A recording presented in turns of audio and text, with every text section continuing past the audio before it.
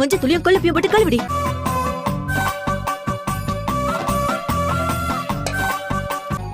வழக்கமான மசாலா இல்லாம நான் புது முறையில ஒரு மசாலா சொல்றேன், கேட்டுக்கோ. சின்ன வெங்காயம் ஒரு 10, பூண்டு ஒரு 10 பல்லு, கட்டவரல் சைஸுக்கு இஞ்சி, கொஞ்சம் மிளகு, சீரகம், சோம்பு எல்லாத்தையும் எடுத்துக்கோ. எல்லாத்தையும் நல்லா உரல்ல போட்டு இடிச்சுக்க. கொஞ்சமா மிளகாத்தூள், மல்லித்தூள் இதெல்லாம் எடுத்துக்கோ. அதுக்கப்புறம் ஒரு ஸ்பூன் சோள மாவு போடுறே. இது வரைக்கும் பண்ண எல்லாத்தையும் மசாலாவாக்கி மீன் மேல தடவு. உப்பு போட மறந்துடாதே.